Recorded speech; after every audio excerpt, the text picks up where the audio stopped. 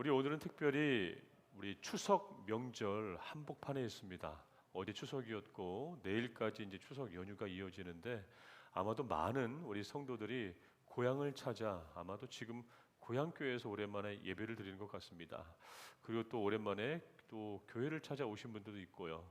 우리 오늘 이 예배가 우리 영적 예배로 모두가 하나 될 수 있고 우리 몸은 떨어져 있지만 우리 모든 성도들이 우리 동일한 하나님의 은혜가 임하기를 주의 이름으로 축복합니다.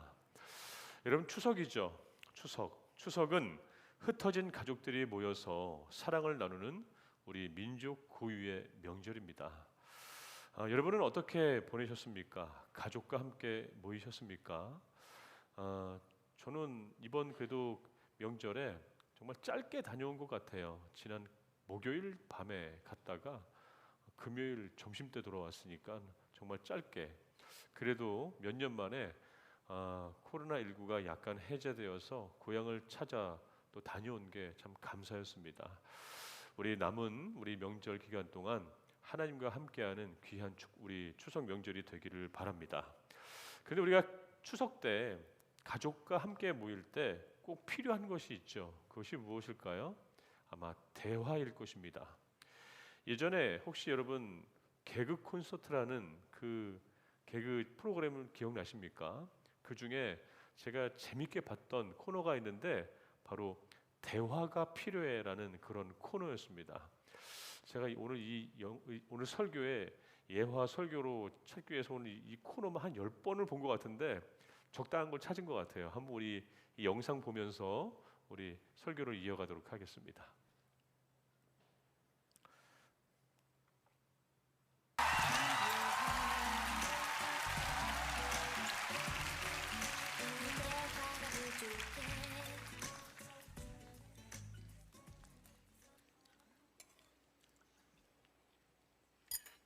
동미야 어디 갔노? 지도 모르겠습니다. 며칠 전에 기 나가가 연락도 안 되고 지도 야 때문에 미치겠습니다. 이게 진짜 제정신이가 뭐고 이게 지금? 당신은 뭐하노 집에서 악역 똑바로 안 시키고 들어오기만 해봐 진짜. 에휴. 아참 동미 아버지요, 생활비 좀 주이소. 생활비? 네 생활비 준 지 며칠 됐다고 또 생활비 타령이고? 어이? 내가 그렇게 아껴 쓰라고 네 머리 봐라 이 머리. 니는 머리 할 돈은 있고 생활비는 없지? 어이? 가정주부가 머리 한지 며칠 됐다고 또 지지고 볶았노? 어이? 원래 곱실입니다.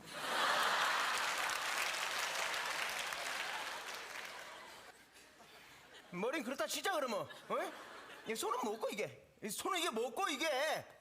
음식 맛은 손맛이다는 말이 있다. 어이? 이런 손으로 음식은 아니 이 맛이 있나 이게? 이게 뭐고 이게? 문에 찡긴 깁니다.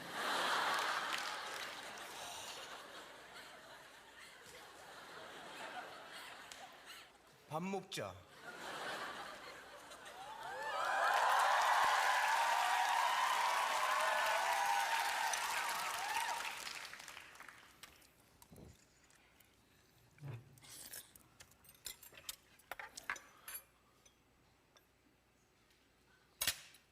니 뭐하는 놈이고? 어이? 집에 연락도 안 하고 집 나갔다가 이제 씻기 들어와 조용히 밥 먹고 있으면 뭐 그냥 넘어갈 줄 알았나?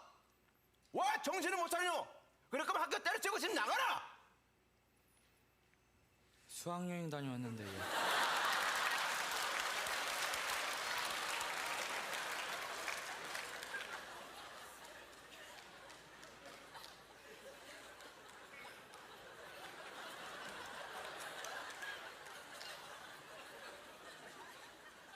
밥 먹자. 아참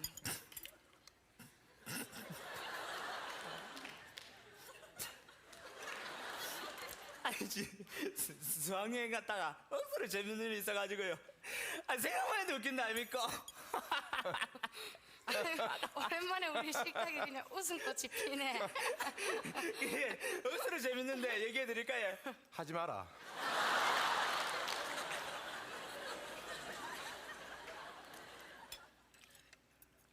아참 동민이 니는 여자친구 사귀고 그런 거 엄마 뭐라 카드나? 응? 여자친구가 딱 생겼으면은 엄마 아버지한테 인사부터 시키고 건전한 이성교제부터 해야 된다 아이가. 그래서 엄마 아빠 몰래 가지고 그냥 어디서 얄궂은 가시나 하나 짤래 데리고 와가 지방에 뽀롱뽀롱 끼 들어가고 문 짤깍 잠그고 사부작 거리면 누가 모를 줄 아나? 어? 그 가시나도 그렇다. 어? 뭐 어디서 못돼 창우 갖고 다시 한 번만 내 눈에 띄면 확 지분다 깨라. 어? 과외 선생이다.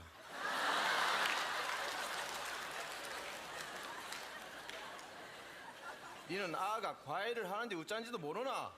그 과외도 하기 싫은 거 네가 억지로 시킨 거 아이가? 어이? 아들 야 하나 있다. 제발 좀 관심 좀 가지라. 관심 좀.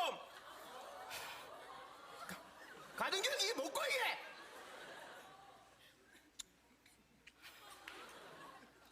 여자친구 맞는데 얘.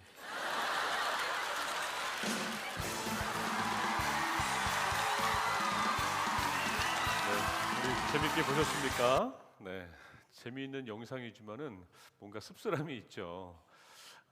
저도 어릴 적 저희 식구들이랑 이제 밥을 먹을 때 별로 그닥 유쾌하지 않았던 것 같아요. 저희 형제도 5형제인데 얼마나 많았습니까? 그런데 밥을 먹을 때 특히 저희 작은 형이 이게 음식을 씹을 때 짭짭대는 소리가 잘 내요.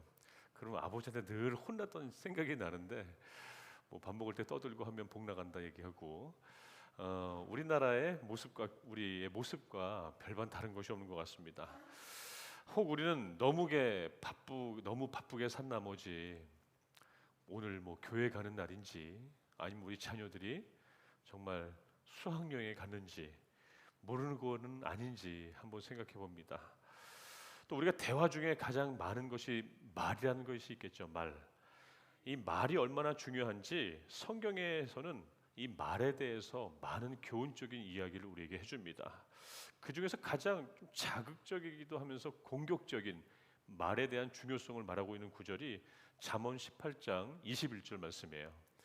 죽고 사는 것이 혀의 힘에 달렸나니 혀를 쓰기 좋아하는 자는 혀의 열매를 먹으리라. 이 말씀이 있습니다. 바로 이 말은 우리에게 있어서도 좋고 없어서도 좋고 이런 것이 아니라 우리가 죽고 사는 열매라는 것입니다. 즉 다시 말해 쉽게 말한다면은 결국 우리는 모두 나의 말을 통하여서 열매를 먹고 산다라는 그런 얘기예요. 나의 말을 통하여서. 어떤 기관에서 이러한 질문을 했다고 합니다. 기관에 질문을 했는데 한 5천 명을 대상으로 질문을 했어요. 이 질문이었습니다. 이번 명절에 가장 듣고 싶은 말은 무엇입니까? 라는 그런 질문이었대요. 여러분은 어떤 질문을 듣고 싶으세요? 혹시 듣고 싶은 말? 1위부터 5위까지 있는데 한번 5위부터 한번 보겠습니다. 5위가 괜찮아, 걱정하지 마. 이 얘기를 가장 듣고 싶어 했대요. 그리고 4위는 고맙습니다. 이야기를 듣고 싶었고 3위는 한 10% 정도인데 너는 할 수 있어. 이 말을 듣고 싶었다고 합니다. 그리고 20% 정도는 그대를 사랑합니다. 당신을 사랑합니다. 아버지를 사랑합니다. 어머니를 사랑합니다. 이 얘기를 듣고 싶었대요. 그리고 1위는 무려 60% 이상 3,000명, 5,000명 중에 3,000명 정도가 대답을 했는데 바로 이 말이었대요. 모두 잘 될 겁니다. 이 말씀이었다고 합니다. 오늘 아침에 교회에 나와서 이제 주일을 준비하는데 이른 아침이었거든요. 근데 낯선 전화번호가 하나가 전화 걸려오는 거예요. 이제 전화를 받으니까는 이제 거기에서 나오는 말이 어디서 참 낯익은 말인데 이 말이었습니다. 안녕하세요 목사님, 웃간말 백권사예요. 그러더라고요. 웃간말 백권사예요. 5년 전 제가 심우했던 시골교회 노권사님의 목소리였습니다. 정말 오랜만에 전화했고 본인이 참다가 명절 핑계 삼아 전화했다라는 거예요. 그러면서 하시는 말씀이 예전에 살아 계셨던 자기 남편 목사님께서 많이 또 도와주시고 어려운 일이 좀 있었거든요. 도와주시고 또 함께 해주시고 해서 그 보은을 잊지 않고 꼭 전화하고 싶었다고 하면서 목사님 늘 결례를 범해서 죄송하지만 평생 목사님의 목회를 위해서 기도한다고 하시더라고요. 그 말씀이 얼마나 저에게 오늘 위로가 되었던지 오늘 이 조사에 의한 것, 나에게도 딱 맞는 것 같구나라는 생각이 들더라고요. 여러분, 이 어려운 시대에 많은 사람들에게, 우리는 남들에게 특별히 위로와 격려를 받고 싶습니다. 그래서 잘 될 거야, 괜찮아, 힘내, 고마워, 사랑해, 이런 말을 우리가 듣고 싶어 해요. 외로운 시대의 사람들은 또한 무엇보다도 홀로 있고 싶지 않고 남과 대화를 하고 싶어 합니다.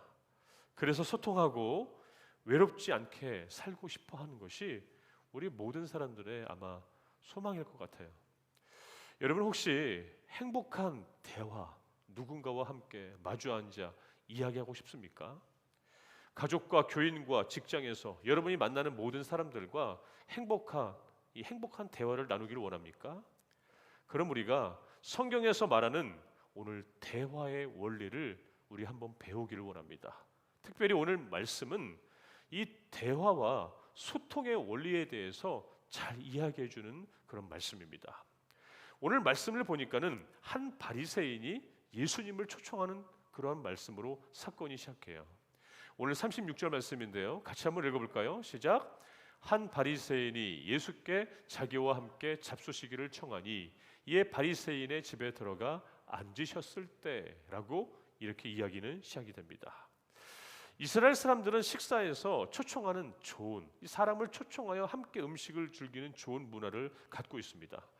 이스라엘 사람들은 절대 음식을 혼자 먹는 경우가 별로 없어요. 그들이 생각하는 식탁 문화는 바로 다만 밥 먹는 문화가 아니라 사람을 사귀는 문화가 바로 식탁 문화입니다. 저도 가능하면은 신방할 때나 누구하고 이야기할 때 꼭 차라도 한잔 하거나 식사를 하길 원하죠. 그럼 참 소통이 참 편하게 됩니다. 조용히 음식 먹는 우리의 문화와는 차이가 좀 있습니다.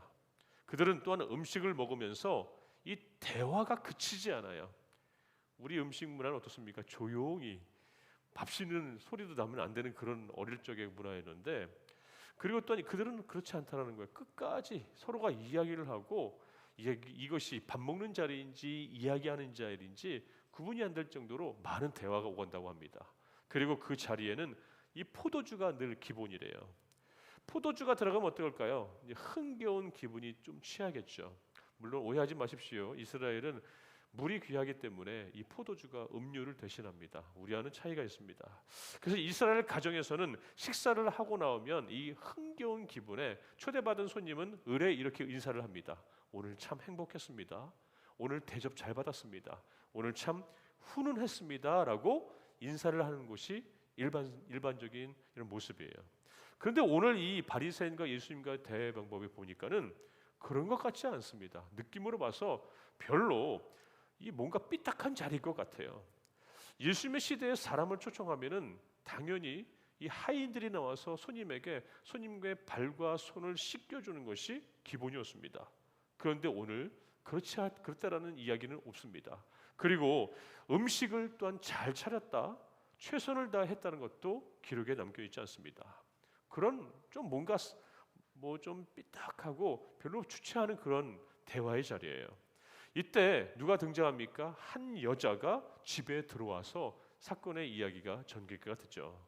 오늘 37절 말씀해 보니까는 그 동네에 죄를 지은 한 여자가 있어 예수께서 바리새인의 집에 앉아 계심을 알고 향유 담은 옥합을 가지고 와서 이렇게 왔습니다. 바리새인과 예수님이 이야기하고 있는데 한 여자가 불쑥 들어온 거예요. 불청객이었습니다. 누군가 이 여자를 유심히 보니까는 이 동네에서 죄인으로 소문난 그 여인이었습니다. 가뜩이나 지금 바리새인과 예수님이 뭔가 썰전을 벌이려고 모인 자리인데, 가뜩이나 불편한 자리인데 갑자기 불청객이 들어오니까는 대화의 분위기가 더 좋지 않은 것이에요. 참 난감한 얘기죠. 오늘 이 말씀에 나오는 대화적 관계에는 바리새인과 예수님만이 아니었습니다. 여자가 갑자기 끼어들자 여자가 대화의 중심에 서게 된 것입니다. 여자는 예수님과 바리새인 사이에 대화의 중심에 서게 된 것이에요. 바리새인과 예수님 그리고 여자, 이 세 사람의 대화를 통해서 이 정말로 어떻게 보면 서먹한 이 대화의 장을 통하여서 우리가 배울 수 있는 과연 성경적인 대화의 원리는 어떤 것일까? 우리가 오늘 이 교훈을 통하여서 우리가 사람을 만나고 특별히 이번 명절에 사랑하는 가족들과 아름다운 대화의 장을 나아가기를 주의 이름으로 축원합니다. 여러분, 오늘 이 말씀 결론적으로 이것이에요. 대화는 무엇일까요? 대화는 말하는 것이 아니라 듣는 것이라는 것입니다. 같이 한번 읽어볼까요? 시작. 대화는 말하는 것이 아니라 듣는 것이다. 제가 오늘 설교 말미에 질문할 거예요. 이거요. 꼭 외우시기 바랍니다. 대화는 뭐라고요? 말하는 것이 아니라 듣는 것입니다. 가장 먼저 생각나는 것은 말하는 것이 아니라 듣는 것이다. 보통 우리는 대화하면 어떻습니까? 서로 말하는 것이라고 생각합니다. 그러나 서로 말하는 것이 대화가 아니라 서로 들어주는 시간이 성경적인 대화라는 것이에요. 이 말씀의 대화는 그것입니다. 어느 부부가 신나게 싸웁니다. 신나게 싸우고서 그것도 모자라서 저녁에 우리 한번 대화합시다 라고 소리쳐요. 이것은 대화가 아니죠. 대놓고 또 화낸다는 그런 얘기 아니겠습니까? 이런 대화는 전혀 건설적이지도 좋은 대화가 되지 못합니다. 여러분, 우리 대화가 잘 안 되는 것은 무엇일까요? 바로 잘 안 들었기 때문에 대화가 잘 안 되는 것입니다. 대화에서 가장 중요한 것은 내 말이 아니라 상대방의 마음입니다. 상대방의 마음을 알려면은 어떻게 해야 돼요? 그 전에 그 사람의 형편을 우리가 알아야지 그 사람의 마음을, 그 사람에 대해서 내 마음을 갖고 나아갈 수 있다는 것이에요. 오늘 바리새인의 집에 들어온 여자는 어떤 여자였습니까? 오늘 37절의 말씀에 보니까는 죄인인 여자였다라고 이야기하고 있어요. 여러분, 여기서 죄인은 과연 누구일까? 보통 예수님의 시대에서 죄인들은 남자는 세리에게 죄인이라고 하였고 여자는 창기였을 때 죄인이라고 이것이 일반화되었습니다. 그러니까 결혼을 안 했거나 또한 돈을 목적으로 아무 남자와 관계를 갖는 것, 예나 지금이나 이건 윤리적인 목적에서 조금 나쁜 일이 분명해요. 그래서 율법에서는 그런 남녀가 있으면 돌로 쳐 죽이라고 그런 아주 강한 율법도 있었습니다. 그러나 만일 그 사람을 율법적으로 눈으로 보지 않고 부모의 눈으로 본다면 어떨까요? 아무리 나쁜 짓을 저질러도 부모에게는 소중한 자식 아니겠습니까? 평생 그 일을 하며 손가락질과 모멸 속에 살아온 그 당사자는 과연 어땠을까요? 부끄럽고 수치스러웠지만은 한편 자신의 운명이 미흡고 그렇게 살아야만 하는 자신이 서럽지 않았겠어요? 그래서 오늘 말씀 38절 상반절에 보니까는 뭐라고 기록되어 있습니까? 예수의 뒤로 그 발곁에 서서 울며 라고 되어 있어요. 왜 이 여인은 예수님의 뒤에 서 있었을까요? 아마도 부끄러웠기 때문일 것입니다. 차마 고개를 들을 수 없었기 때문에 예수님 뒤로 그 발곁에 서서 울었다는 것입니다. 그녀는 지금 눈물만 흘리고 있어요. 여러분, 지금 예수님의 뒤에서 울고 있는 여자를 한번 보시길 바랍니다. 한번 생각해 보시길 바랍니다. 그 눈물은 아마 가슴속 깊은 곳에서 나오는 한의 눈물일 것입니다. 마음의 자존심이 무너지고 수치심과 이 억울함으로 깨어진 자기의 마음을 토로하고 있는 그런 아마 슬픈 눈물일 것이에요.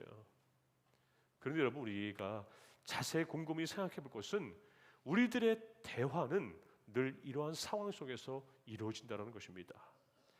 우리 앞에 선 사람 중에 아무런 문제 없이 아무런 아픔 없이 서 있는 사람은 아무도 없다는 것입니다.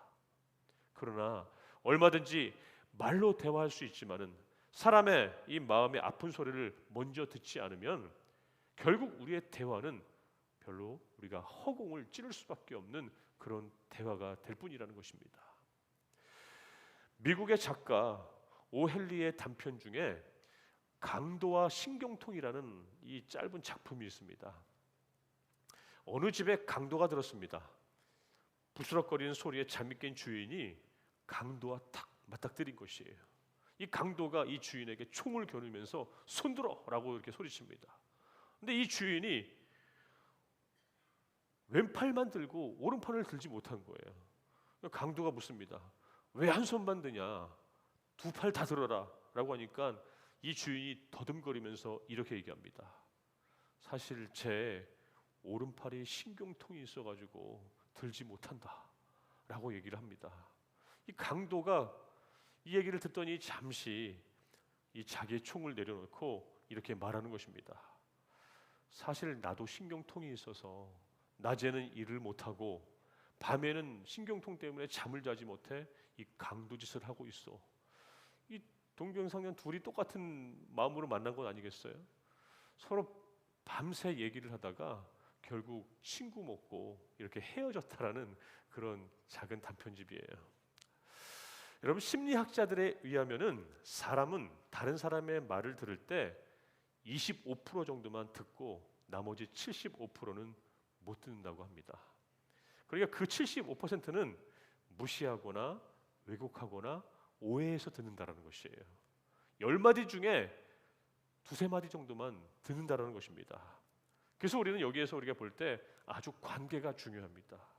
서로가 관계가 되어야지 아 했을 때 어까지 알 수 있는 것 아니겠습니까?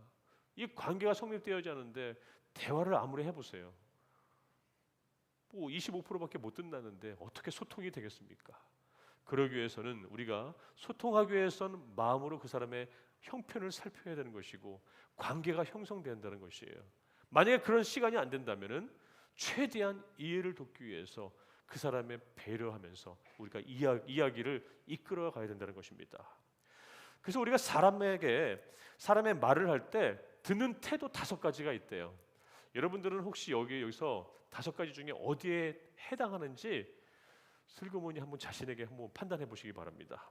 먼저 이 사람이 있대요. 첫 번째는 그 사람의 말을 무시하며 듣는 사람이 있답니다. 실제로 아무것이 듣는 것이 아니겠죠. 둘째는 무엇입니까? 조금 비슷한 말이지만은 그렇지 맞아 하면서 맞장구 치면서 실제로 안 듣는 거예요. 듣는 체하고 실제로 듣지 않는 것이겠죠. 세 번째는 뭡니까? 선택적으로 듣는 것이랍니다. 내가 듣고 싶은 말만 듣는 것입니다. 아마 많은 사람들이 여기에 해당될 것입니다. 그리고 어떤 대화가 있냐면 집중적으로 듣는다라는 것입니다. 이것도 참 좋은 방법일 수도 있어요. 하지만 오늘은 저는 이 공감적으로 듣는 것, 이것이 저는 주목하고 싶습니다. 이 공감적으로 듣는다는 것은 무엇을 뜻하냐 하면은 이해하면서 내가 듣는다라는 것이에요. 왜 우리 권사님께서, 왜 집사님께서, 우리 목사님께서 왜 이렇게 이야기할 수밖에 없을까? 그 사람의 형편과 그 사람의 자리와 그 사람의 환경을 보면서 그럴 수도 있겠구나 이해하면서 듣는 것이 바로 공감적 대화라는 것이겠죠. 중요한 것은 이것이에요. 공감이에요. 그런데 우리가 가끔 이 공감이라는 것과 동감이라는 것을 혼동할 때가 있습니다. 여러분, 동감은 내 생각과 같은 것을 동감이라고 그래요. 이 공감은 무엇입니까? 내 생각과 다르지만은 그 사람의 말을 그 사람의 말대로 들어주는 것이 공감입니다. 이 동감이라는 것은 나하고 합의된 얘기지만은 공감은 상대적에 대한 이해예요. 우리 사랑하는 인천교회 성도 여러분, 우리가 대화하면서 언제나 이게 동감할 수는 없지만은 언제나 공감할 수는 있다라는 사실입니다. 상대방의 이야기를 상대방의 이야기로 들어주는 것, 이것이 공감이에요. 내 의견과 달라도 상대방의 의견을 존중해 주면은 이것이 공감적 대화라는 것입니다. 그래서 어떤 학자가 예수님은 늘 공감적 대화를 하셨다라고 얘기를 해요. 그리고 예수님의 대화법에서는 3가지의 P가 존재한다라고 얘기합니다. 오늘 이 말씀 속에서 예수님의 이 공감적 대화를 통해서 우리 하나님의 믿는 사람들도 이러한 대화법을 함으로 우리의 과정을, 우리의 환경을, 우리의 또한 인간관계를 풀어가기를 주의 이름으로 축원합니다. 첫 번째 예수님의 이 공감적 대화는 바로 이거예요. 우리 위에 우리 학생들 한번 읽어볼까요? 시작. 포스티브라고 합니다. 우리 포스티브 뭐예요? 포스티브, 이것은 바로 긍정적인 것을 얘기해요. 바로 긍정적으로 늘 예수님은 이야기했다라는 것입니다. 성경에 예수님은 어떤 사람을 대할 때도 결코 부정적으로 그 사람을 대하지 않았어요. 여러분, 우리 혹시 여러분의 대화법은 어떠세요? 누구하고 대화를 할 때 꼭 그런 분이 있습니다. 그거 아니에요. 그거 말고요. 그건 아니라니까요. 그게 아니라 이거랍니다. 늘 부정적으로 이야기하는 분이 있어요. 좀 바꿔볼까요? 그럴 수도 있겠군요. 그럴 수도 있네요. 한번 해보죠. 한번 그렇게 대화법을 바꿀 수 있어요. 여러분, 예수님은 어떤 사람도 부정적으로 말하지 않았습니다. 무식한 어부 베드로에게도 무식하다고 말하지 않았습니다.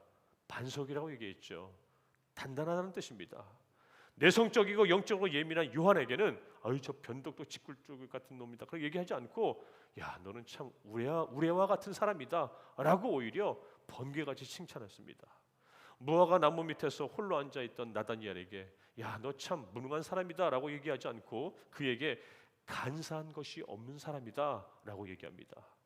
또 어떻습니까? 남편 5명이나 있었던 수가성 여인에게 너는 부정한 여인이다 라고 얘기하지 않았고 인생에 갈증이 많은 여인이다 라고 얘기합니다.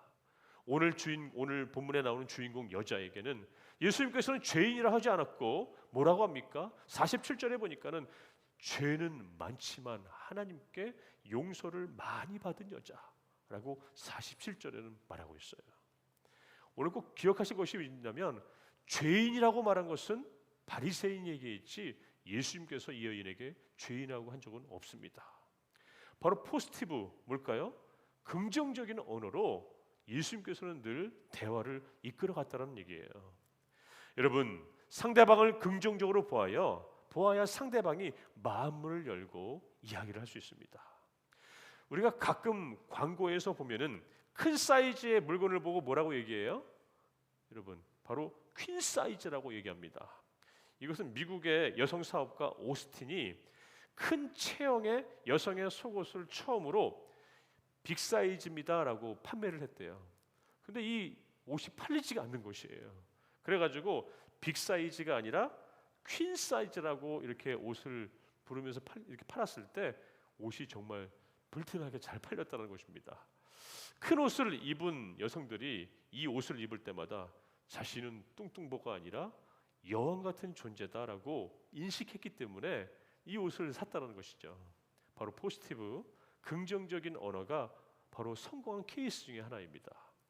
노벨의 이 경제학상을 받은 데니얼 카너먼과 아모스 트버스키라는 이 사람들이 이런 실험을 했대요. 참가자들을 모으고 이 참가자들에게 2 종류의 메모가 적혀 있는 고기 덩어리를 줬답니다. 한 고기 덩어리에는 무지방 99%, 다른 하나에는 지방 1%. 내용 같은 것이겠죠, 그죠? 그래서 사람들이 어떤 고기를 택했을까요? 무지방 99% 고기를 택했다는 것입니다. 왜일까요? 바로 긍정적인 언어를 사용했기 때문이에요. 오늘 기억하시기 바랍니다. 예수님은 언제나 긍정적인 언어를 통하여 그 사람의 형편과 환경을 알아갔고 그 사람에게 적당한 주님의 말씀을 전했다는 것이에요. 두 번째는 뭘까요? 두 번째는 바로 예수님께서는 늘 현재형, 바로 프레젠트 이 형식으로 이야기를 했다는 거예요. 프레젠트, 선물이란 뜻이기도 하지만 여기서 말하는 것은 현재형을 뜻합니다. 여러분 바리새인과 예수님이 죄인인 여자를 보는 관점은 근본적인 차이가 있었어요. 뭘까요? 그것은 바리새인은 여자의 과거를 바라봤다는 것입니다. 예수님은 여자의 지금 현재를 바라봤다는 것이겠죠. 바리새인은 여자에게서 과거에 나쁜 짓하고 살았던 죄인의 모습을 봤던 것이고 예수님은 여자에게서 이제 주께로 돌아와 눈물로 참회하는 지금의 이 여인을 바라봤다는 것입니다. 과거를 보지 말고 현재를 바라봐야 우리에게는 미래가 있습니다. 현재를 바라봐야 우리는 공감할 수 있다는 것이에요.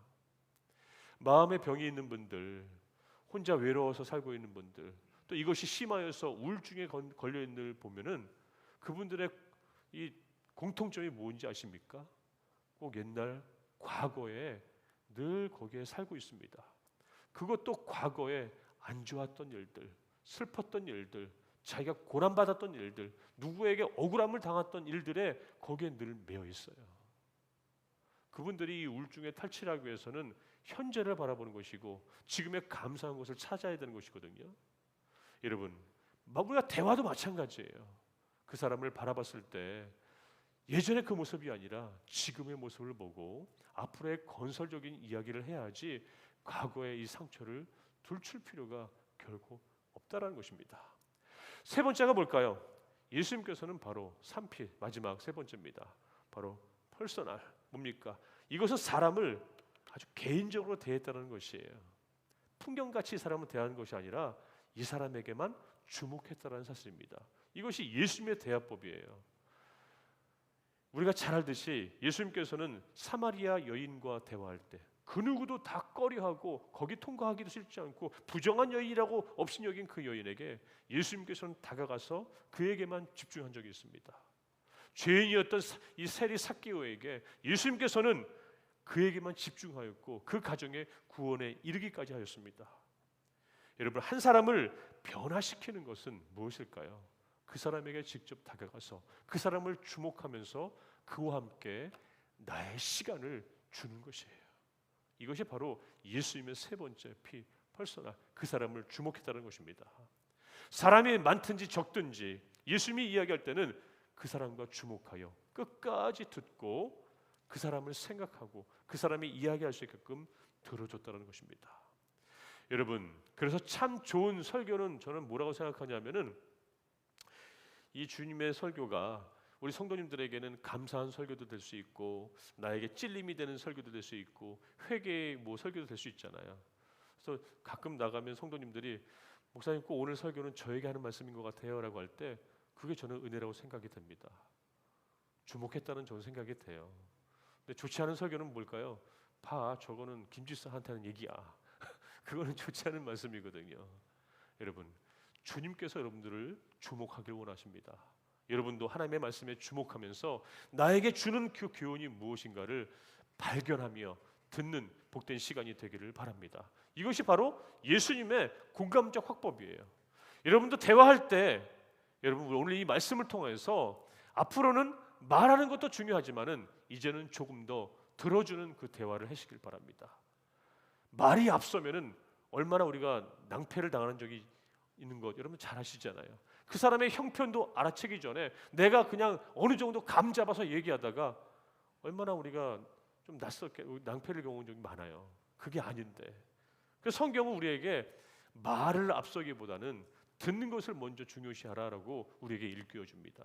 이것이 바로 잠언 18장 13절의 말씀이에요. 같이 한번 읽어볼까요? 시작. 사연을 듣기 전에 대답하는 자는 미련하여 욕을 당하느니라. 여러분, 잘 듣는 것이 지혜입니다. 잘 듣는 것이 바로 좋은 대화의 시작이라는 것입니다. 우리 사랑하는 인천교회 성도 여러분, 또한 명절을 맞이하여 함께한 우리 성도님들 그리고 우리 학생들도 있습니다. 오늘 말씀 대화입니다. 여러분들은 과연 어떤 대화를 하고 있습니까? 여러분, 대화는 뭐라고요? 제가 오늘 질문한다고 했는데요. 대화는 뭐라고요? 말하는 것이 아니라 듣는 것입니다.